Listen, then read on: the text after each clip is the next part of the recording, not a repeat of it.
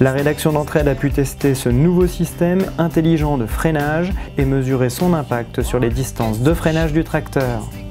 Le premier test que vous voyez à présent représente la modalité sans le système intelligent de freinage. Le chauffeur n'utilise que le monolevier de gestion de la transmission pour freiner le tracteur et obtenir l'arrêt complet du convoi. Cette modalité permet de définir une distance de freinage étalon de 72 mètres. Dans le test numéro 2, le système de freinage intelligent est activé. Le chauffeur effectue la même action de ralentissement du tracteur via la transmission. À partir du moment où l'inertie de la remorque pousse le tracteur, le système de freinage de la remorque s'active. Résultat, la distance de freinage est de 42 mètres, soit une distance plus courte de 30 mètres par rapport à la référence étalon. Dans notre troisième test, le chauffeur met en action le système intelligent de freinage et le ralentisseur sur échappement du tracteur. La distance d'arrêt du convoi passe à 30 mètres, soit 40 mètres de moins que la modalité étalon.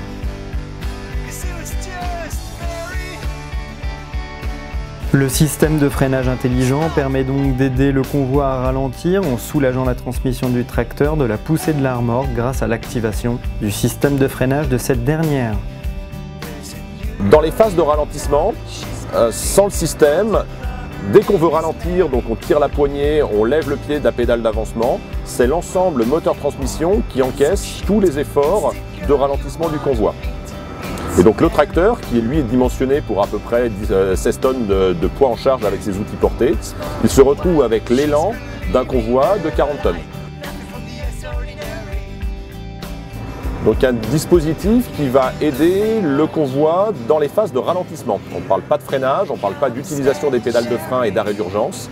On parle de maîtriser un convoi dans un flux de circulation, dans les activités du quotidien, d'une traversée de village, d'une approche de stop, d'un carrefour giratoire. On a besoin de ralentir le convoi et on est confronté à des charges élevées, du transport à 40 tonnes, voire plus, souvent en France.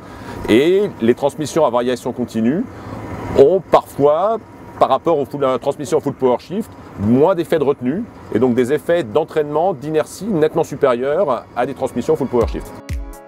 Pour pouvoir utiliser cette fonctionnalité, il faut disposer d'un tracteur de la génération TMR T6 et T7 commercialisé depuis l'automne 2017 et équipé d'une transmission à variation continue ainsi que d'un système de freinage pneumatique. Ensuite, c'est le capteur de mesure de couple de tracteur qui fait le lien entre la régulation de la transmission et le freinage de la remorque.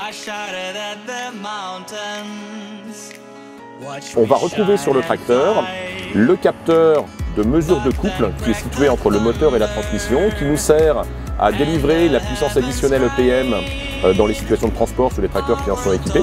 Et donc ce tracteur qui détecte des effets de couple positifs sur des activités mélangées de traction et de prise de force ou des travaux à vitesse élevée. Donc ce capteur de couple qui mesure du positif dans les situations habituelles, il est capable aussi de mesurer un effet de couple négatif qui viendrait de l'effet de poussée de la remorque.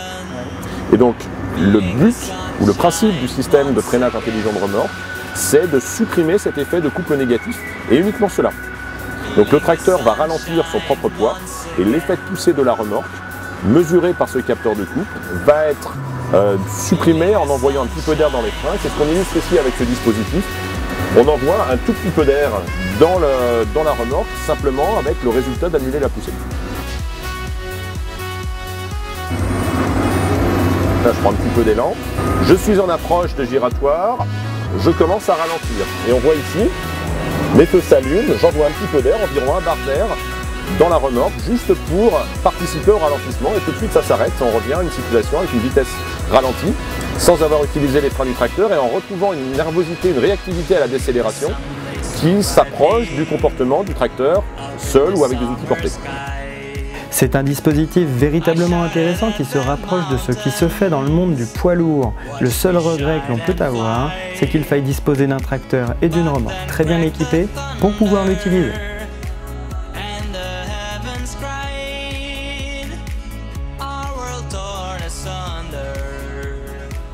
Her heart said goodbye.